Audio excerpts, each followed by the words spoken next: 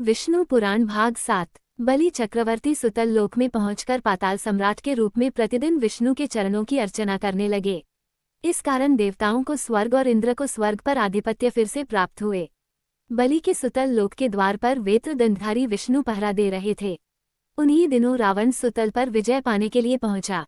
वो इस विचार से सुतल लोक में प्रवेश करने लगा कि आखिर ये बौना मेरा क्या बिगाड़ सकता है। तब विष्णु ने विशाल रूप धरकर अपने पैर के नाखून से रावण को रोका। रावण लंका में जा गिरा और बेहोश हो गया। इसके बाद उसने कभी पाताल की ओर आंख उठाकर देखने की हिम्मत नहीं की। बलि चक्रवर्ती का ये नियम था कि वह जिस प्रदेश पर शासन करते थे उसका निरीक्षण अदृश्य रूप में वर्ष में एक बार कम से कम अवश्य करते थे। इसी विचार से पृथ्वी पर अपने सुसंपन्नता एवं शांतिपूर्ण शासन तथा वहां की शस्य श्यामल फसलों का वे निरीक्षण करने आए। वे शस्यों को पुष्टि और जीवनी शक्ति प्रदान करते, कृमि कीटों से उनकी रक्षा करते। उनके स्वागत के रूप में दीपावली पर्व मनाया जाता। दूसरे दिन बलि प्रथमा के रूप में उनकी पूजा की जाती। वामन के त्रिविक्रम आकाश विजय के चिन्ह के रूप में आकाशदीप सजाया जाता। दक्षिण महासमुद्र में बलि चक्रवर्ती के पृथ्वी पर पहुंचने के द्वार के रूप में एक द्वीप उत्पन्न हुआ जो बाली द्वीप के नाम से प्रसिद्ध है। बलि चक्रवर्ती के वंशज पल्लव राजाओं ने उनके नाम पर शिल्प चित्रों के वैभव के साथ महाबलीपुरम का निर्माण किया। कांचीपुर में त्रिविक्रम वामनावतार की मूर्ति प्रतिष्ठित की। बलि चक्रवर्ती के शासन काल में जो क्षत्रिय अनुशासित थे वे बाद में विचृंखल हो उठे। वे जनता को अनेक प्रकार से सताने लगे। उनके अत्याचारों से जनता में असंतोष फैल गया। पीड़ित प्रजा हमेशा अपने राजा को कोसती रही। राज्य छोटे मोटे टुकड़ों में बंट गए। राजा भी परस्पर लड़ने लगे। इस कारण वे भी दुर्बल हो गए। सब जगह अराजकता फैल गई थी। हालत ऐसी थी जिसकी लाठी उसकी भैंस। उनके शासन में जनता त्रस्त हो उठी। उस हालत में विष्णु ने दशावतारों में से छठा परशुराम का अवतार धारण किया। जंगल को समूल काटने के समान 21 बार क्षत्रियों को परशु से निर्मूल किया और यह साबित किया कि जब जिसकी आवश्यकता होती है उसकी पूर्ति करने के लिए वे अवतरित हुआ करते हैं। उस काल में धरती पर शासन करने वाले शासकों के सिरमौर हैया चक्रवर्ती कार्तवीर्यार्जुन सुदर्शन चक्र के अंश को लेकर पैदा हुए थे। किसी जमाने में विष्णु योग निद्रा में निमग्न थे। तब उनके शंख और चक्र के बीच तर्क वितर्क हुआ। इस पर चक्र बोला, सहस्र किरण वाले सूर्य को तराशने पर जो रज निकला उसी से विश्वकर्म ने मेरा निर्माण किया। सहस्र कोणों के साथ क्षिप्र गति से घूमते हुए मैंने ही तो असंख्य राक्षसों का संहार किया था। मुझे धारण कर विष्णु चक्रीश के नाम से विख्यात हुए। तुम तो सिर्फ ध्वनि करते हो और कुछ नहीं जानते। इस पर पांचजन्य शंख क्रोध में आ गया और बोला, हे चक्र पुरुष, तुम्हारा ऐसा घमंड, तुम पृथ्वी पर एक घमंडी राजा के रूप में पैदा हो जाओगे। विष्णु मुनिपुत्र बनकर लकड़ी चीरने वाली कुल्हाड़ी से तुम्हारा घमंड तोड़ देंगे। शापित चक्रपुरुष कार्तवीर्यार्जुन के रूप में पैदा हुए और उन्होंने है साम्राज्य को चतुर्दिक फैलाया। वह भगवान के अवतार रूपधारी दत्तात्रेय के भक्त और शिष्य भी थे। उनके अनुग्रह से कार्तवीर्यार्जुन ने अनिमा आदि सिद्धियों और अनेक शक्तियां प्राप्त की।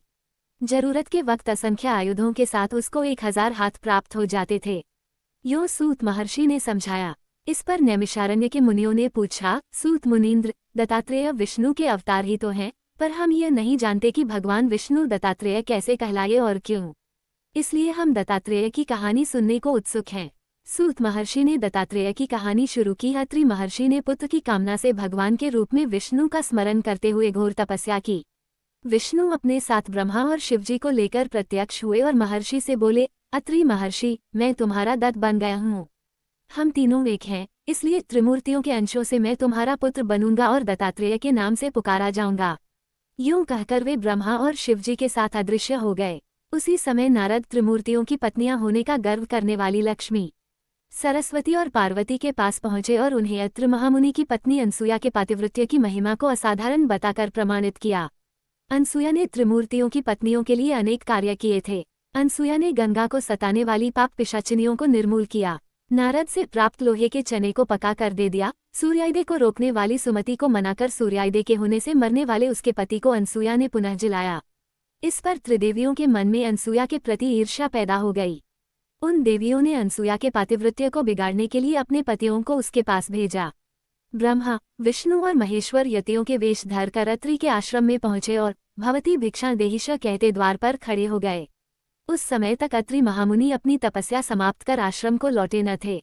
वे अतिथि सत्कार की जिम्मेदारी अनसुया पर छोड़ गए थे। अनसुया ने त्रिमूर्तियों का उचित रूप से स्वागत करके उन्हें खाने के लिए निमंत्रित किया। उस समय कपटयति एक स्वर में बोले, हे साध्वी, हमारा एक नियम है, तुम नग्न होकर परोसोगी, तभी जाकर हम भोजन करेंगे। अनसुया ने ओ ऐसी बात है ये कहते हुए उन पर जल छिड़क दिया। इस पर तीनों अतिथि 3 प्यारे शिशुओं के रूप में बदल गए। अनसुया के हृदय में वात्सल्य भाव उमड़ पड़ा।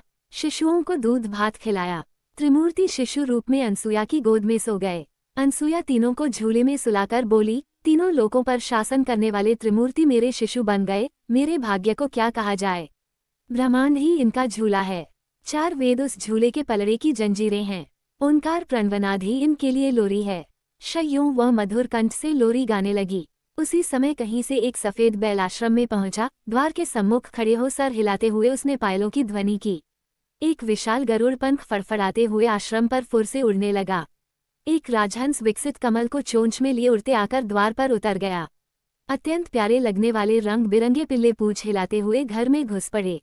उनके साथ एक नागफन फैलाकर आ पहुंचा। उसी समय महती वीणा पर नीलांबरी राग का आलाप करते नारद और उनके पीछे लक्ष्मी, सरस्वती और पार्वती आ पहुंचे। नारद अनसुया से बोले, माताजी, अपने पतियों से संबंधित प्राणियों को आपके द्वार पर पाकर ये तीनों देवियां यहाँ पर आ गई हैं। ये अपने पतियों के वियोग के दुख से तड़प रही हैं। इनके पतियों को कृपया इन्हें सौंप दीजिए। अनसुया ने विनयपूर्वक तीनों देवियों को प्रणाम करके कहा, माताओं, उन झूलों में सोने वाले शिशु अगर आपके पति हैं तो इनको आप ले जा सकती हैं। तीनों देवियों ने चकित होकर देखा। एक समान लगने वाले तीनों शिशु गाढ़ी निद्रा में सो रहे थे। इस पर लक्ष्मी, सरस्वती और पार्वती संकोच करने लगी। तब नारद ने उनसे पूछा, आप क्या अपने पति को पहचान नहीं सकती? आप लजाइए नहीं, जल्दी गोद में उठा लीजिए। देवियों ने जल्दी में एक एक शिशु को उठा लिया। वे शिशु एक साथ त्रिमूर्तियों के रूप में खड़े हो गए। तब उन्हें मालूम हुआ कि सरस्वती ने शिवजी को, लक्ष्मी ने ब्रह्मा को और पार्वती ने विष्णु को उठा लिया है। तीनों देवियां शर्मिंदा होकर दूर जा खड़ी हो गईं। इस पर ब्रह्मा, विष्णु और महेश्वर इस तरह सटकर खड़े हो गए मानो तीनों एक ही मूर्ति के रूप में मिल गए हों। उसी समय अत्रि महर्षि अपने घर लौट आए। अपने घर त्रिमूर्तियों को पाकर हाथ जोड़ने लगे। तभी ब्रह्मा, विष्णु और महेश्वर ने एक होकर दत्तात्रेय रूप धारण किया। मध्य भाग में विष्णु तथा एक और ब्रह्मा और दूसरी तरफ शिव के मुखों के साथ, हाथों में शंख, चक्र, गदा, पद्म, त्रिशूल व कमंडलू तथा कंधे पर लटकने वाले भिक्षा पात्र सहित त्रिमूर्ति के रूप में विष्णु दत्तात्रेय का अवतार लेकर अत्रि और अनसुया के पुत्र बने। कार्तवीर्यार्जुन दत्तात्रेय की पूजा करके महान शक्तिशाली बनकर विशाल सेना को लेकर विजय यात्रा पर चल पड़े। जमदग्नि महर्षि के पुत्रों में राम आखिरी व्यक्ति थे। सदा कुल्हाड़ी लिए हुए आश्रम व जनपदों का निर्माण करने तथा जमीन को खेती के लायक उपजाऊ बनाने लिए जंगलों को काटना ही उनका प्रमुख कार्य था। हिमालय में तपस्या करके उन्होंने शिवजी को प्रसन्न किया। शिवजी ने उनको बड़ा ही प्रभावकारी परशु प्रदान किया। उस परशु को धारण कर वे परशुराम कहलाए। भृगुवंशज होने के कारण वे भार्गवरम नाम से भी विख्यात हुए। एक समय परशुराम की माता रेणुका देवी नदी के तट पर गई और देर तक न लौटी। जमदग्नि ने अपनी दिव्य दृष्टि से पत्नी को देखा और समझ गई कि वो उस वक्त क्या कर रही थी। चित्ररथ नामक गंधर्व अप्सराओं के साथ जल क्रीड़ाएं कर रहा था। रेणुका तन्मय होकर उस विलास को देख रही थी। इस पर जमदग्नि क्रोध में आ गए। अपनी पत्नी के लौटने पर जमदग्नि ने पुत्रों को बुलाकर माता का सर काटने का आदेश दिया। परशुराम के भाई यह जघन्य कार्य करने को तैयार न हुए। जंगल से लौटकर आए हुए परशुराम को देख जमदग्नि ने उनको आदेश दिया कि वह अपनी माता और भाइयों के सर काट डाले। परशुराम ने इसका प्रतिरोध किए बिना अपने भाइयों तथा माता के सर काट डाले।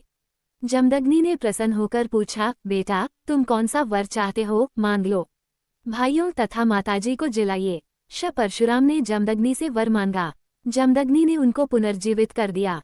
अपनी तपो महिमा के प्रति परशुराम के विश्वास तथा उसकी सूक्ष्म बुद्धि पर जमदग्नि प्रसन्न हुए और आशीर्वाद दिया, परशुराम, तुम कारण जन्मधारी हो, सदा चिरंजीवी बने रहोगे। कार्तवीर्यार्जुन अपनी विजय यात्रा समाप्त कर अपनी राजधानी महिष्मती नगर को लौट रहा था। उसी मार्ग पर जमदग्नि का आश्रम था। उस समय राजा व सैनिक बहुत ही भूखे थे। जमदग्नि ने कामधेनु अंश वाली अपनी होम धेनु की वजह से उन सबको भारी भोज दिया। वो गाय जो चीज चाहे असंख्य लोगों को भी देने की क्षमता रखती थी। कार्तवीर्य ने सोचा कि ऐसी गाय उसके पास रहे तो सैनिकों के लिए आहार की समस्या हल हो सकती है। इस लोभ में उसने सैनिकों को आदेश दिया कि वे उस गाय को महिष्मती नगर में हाँक कर ले आएं। इस पर जमदग्नि ने उनका विरोध किया। तब दुष्ट सैनिक उनको जमीन पर धकेलकर गाय को खींच कर ले गए।